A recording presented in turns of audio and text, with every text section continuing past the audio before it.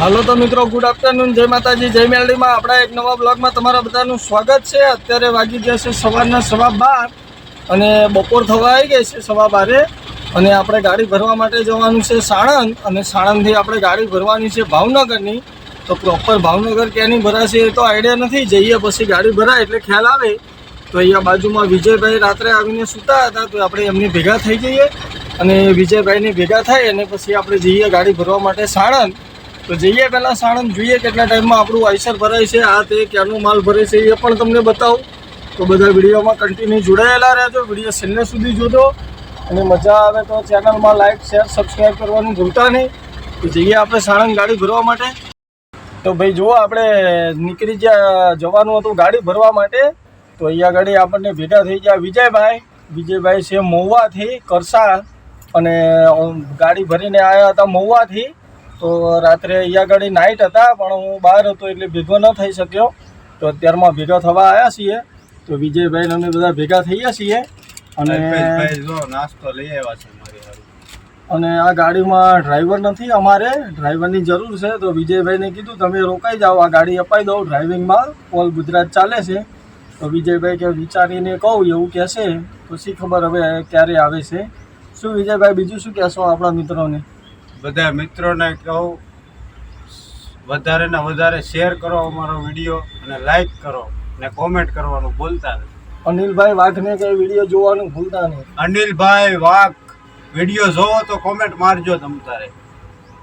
અને મહુવા આવીએ એટલે ડુંગરી યાર્ડમાં ભેગા થશું તમને। હા, પાક્કું ભેગા થઈશું। તો ચલો હવે વિજયભાઈ ભેગા થઈ ચા પાણી પી અને પછી નીકળીએ આપણે। અને બીજો એક ડ્રાઈવર પણ આવેલો છે જોડે, એ ભોલો કરીને છે, તો એને પણ મળાવું હમણાં, એ અહીંયા બાજુમાં છે।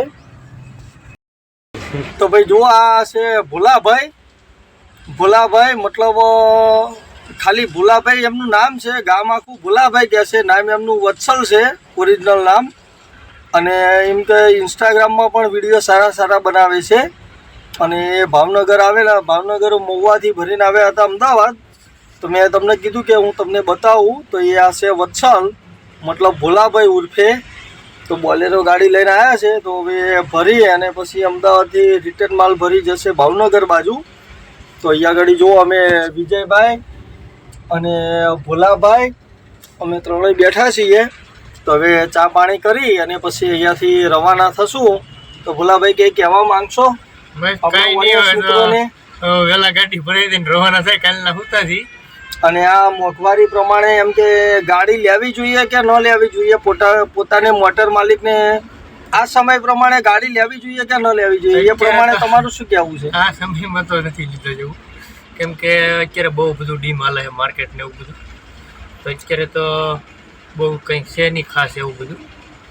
અને અત્યારે સમય પ્રમાણે ખરેખર મિત્રો ગાડી નથી લીધા જેવી, એનું એક ખરેખર રીઝન એવું છે કે અત્યારે તમે એમ કે ચલો ભાઈ અહીંયાથી ભાવનગર મતલબ 150 કિલોમીટર થાય છે, તો 165 કિલોમીટર પકડો।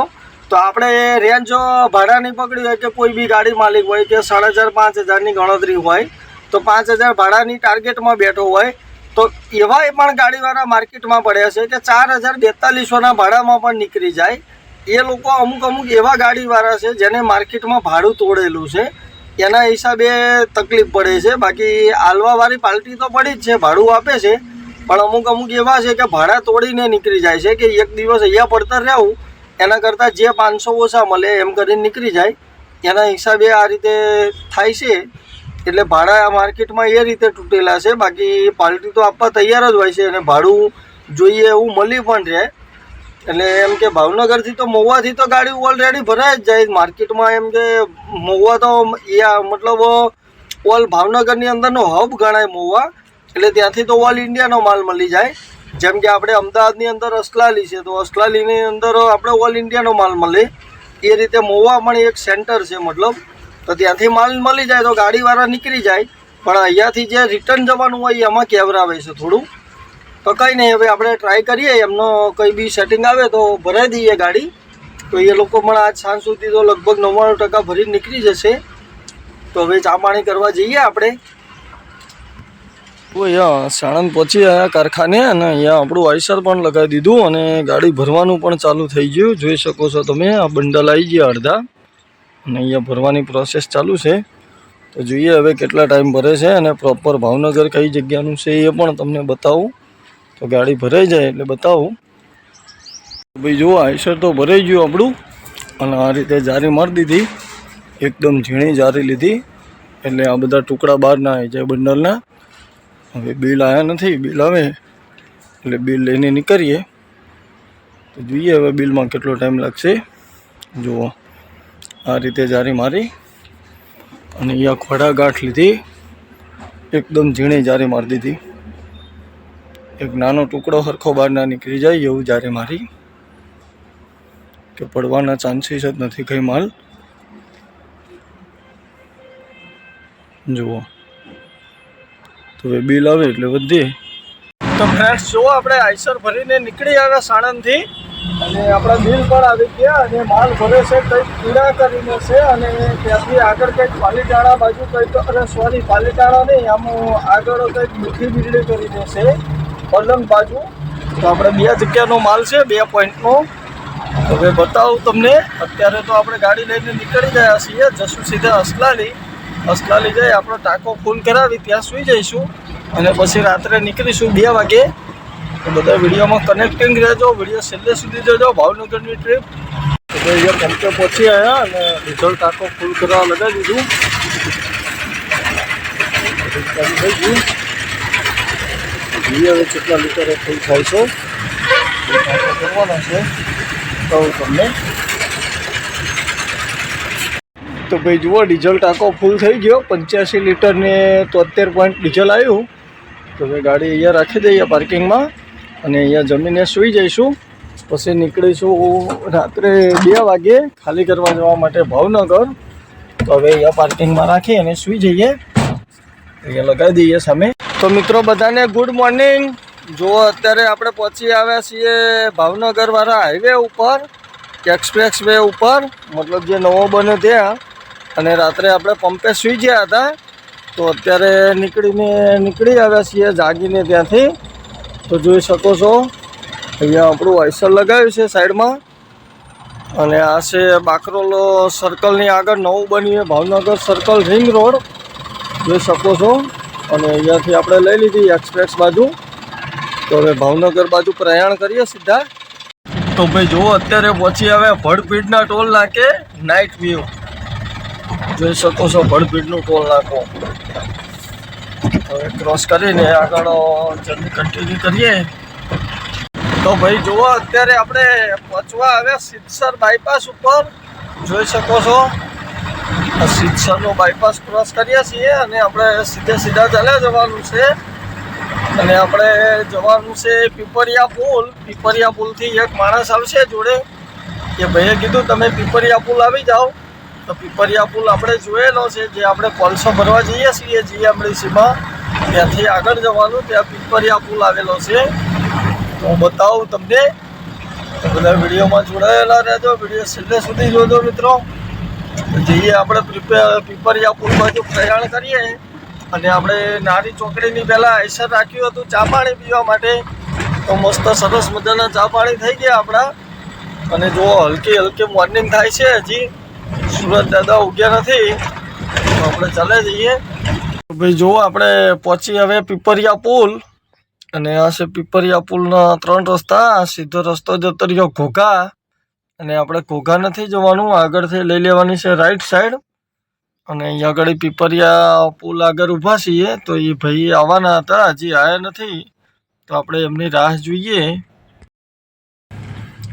હવે એ ભાઈ કેટલા ટાઈમમાં આવે છે આ તે. પછી એ ભાઈ આવી જાય પછી આપણે જશું ગાડી ખાલી કરવા માટે.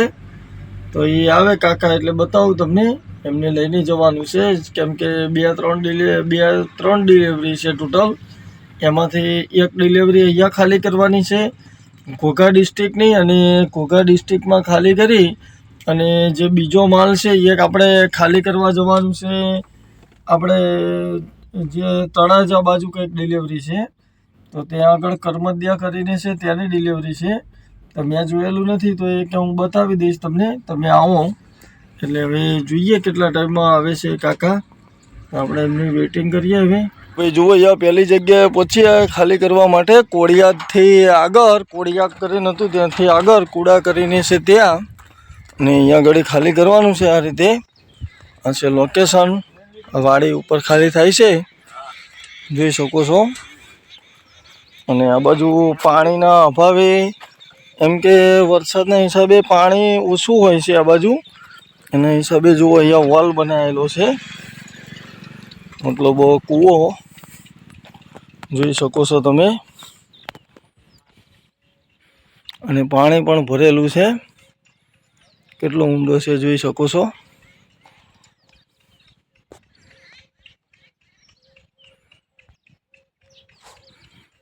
બહુ ઊંડો કૂવો છે. તો જોઈએ હવે કેટલા ટાઈમમાં ખાલી થાય છે. પછી ખાલી કરી અને અહીંયાથી નીકળીએ. સેકન્ડ ડિલિવરી ખાલી કરવા જવાનું છે આપણે તણસાથી આજુબાજુમાં. તો હવે અહીંયાથી નીકળીએ. તો ભાઈ જુઓ, આપણે કન્ટિન્યુ ડ્રાઈવ કર્યા પછી અત્યારે પહોંચવા આવ્યા તણસા.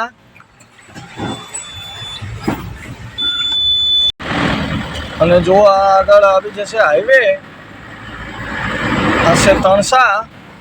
અને તણસાથી આપણે ખાલી કરવા જવાનું છે કરમોદિયા. આ બાજુ ક્યાંક આવેલું છે. તો હવે આ દિહોરા ભાઈ આપણી જોડે છે, દિહોરા મંગાભાઈ. હવે એ જ્યાં લઈ જાય ત્યાં આગળ આપણે જવાનું છે ખાલી કરવા. તો જોઈએ હવે ક્યાં લઈ જાય છે ખાલી કરવા. તો પહેલાં તો આપણે ચા પાણી પીશું, કેમ કે આ ડિલિવરી કરીને પેલી બાજુથી આ બાજુ આવે એટલે જમવાનો તો કંઈ ટાઈમ હતો નહીં, એટલે આજે જમવાનું ઠેકાણું નથી પડ્યું. તો હવે ચા પાણી પીવા રાખશું ક્યાંક, અને પછી આગળ સરસ મજાના ચા પાણી કરી લઈએ. અને પછી આગળ તમને તણસાનો વ્યૂ પણ બતાવું. તો બધા વિડીયોમાં બન્યા રહેજો. અહીંયા રાખીએ આગળ ચા પાણી પીવા પહેલાં. તણસા સેકન્ડ પોઈન્ટ આવી ગયા ખાલી કરવા. પાણીયારીથી અંદર, તણસાથી પાણીયારી, પાણીયારીથી અંદર વાળીએ. છેલ્લી ડિલિવરી ખાલી થાય છે, જોઈ લો. આ રીતે છે લોકેશન. ને આ બાજુ છે બધી કેરાની વાડી. જુઓ કેરા બતાવું તમને. જુઓ અહીંયા બધા કેરા લગાવેલા છે. આખી વાડી જ કેરાની છે. જુઓ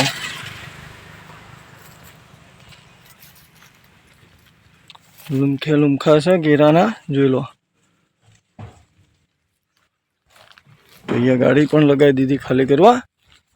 તો જોઈએ હવે કેટલા ટાઈમમાં ખાલી થાય છે. આ તે માલ નથી એટલો બધો, એટલે ખાલી કરીને પછી નીકળીએ આપણે. બધા વિડીયોમાં બન્યા રહેજો. તો ભાઈ જુઓ, આપણે ગાડી ખાલી કરીને આવી ગયા હાઈવે ઉપર.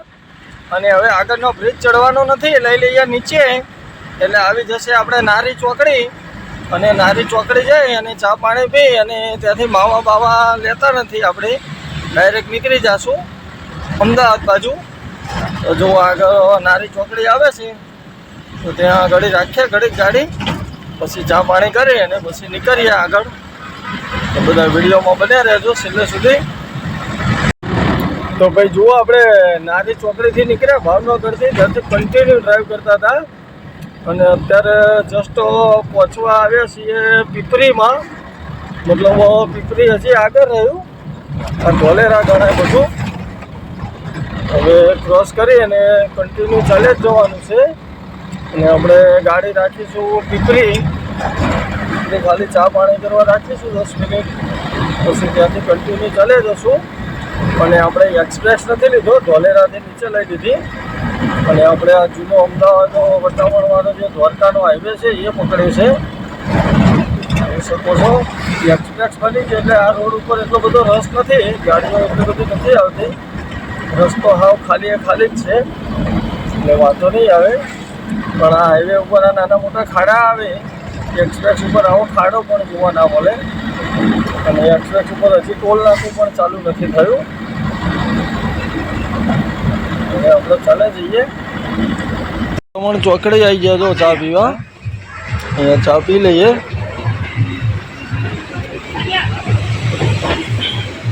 તો ફાઇનલી મિત્રો જુઓ આપણે પાછળ ગાડી રાખી હતી ચા પાણી કરવા માટે અને સરસ મજાના મસ્ત ચા પાણી થઈ ગયા અને ટાઈમ વાગ્યા છે 6:44 સાંજના પાર્ટ મોર્નિંગ અને અત્યારે આપણે વટામણ ચોકડી ક્રોસ કરીએ છીએ. જોઈ શકો છો વટામણ ચોકડીનો નજારો કંઈક આ રીતે આવે છે 6:45 વાગ્યાનો.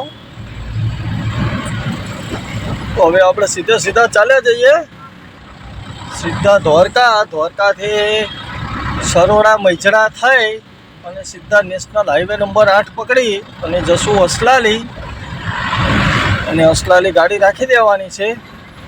તો હવે અહીંયાથી વટામણ ચોકડી ક્રોસ કરી અને ચાલ્યા જઈએ અને આ લેફ્ટ સાઈડથી સીધો રસ્તો જતો રહે પાછો બગોદરામાં. આ રસ્તો બગોદરાને જોડે છે. આપણે બગોદરા નથી જવાનું એટલે આપણે અહીંયાથી ઘૂમરો મારી અને આ જ રસ્તો પકડી રાખવાનો છે એટલે સ્ટેટ હાઈવે ચડાવી દઈએ પછી કન્ટિન્યુ ચાલે જ જવાનું છે. એક જ ધારે ટોપ ગેર પાડી પગ વારી અને બેસી જશું એટલે કન્ટિન્યુ હવે એક ધારી જ ચલાવવાની છે. હવે ક્યાંય ગાડી રાખવાની પણ નથી, ચા પાણી કરવા પણ નથી રાખવાની. એટલે મસ્ત મજાના ચા પાણી પણ થઈ ગયા આપણા. તો હવે ચાલે જઈએ.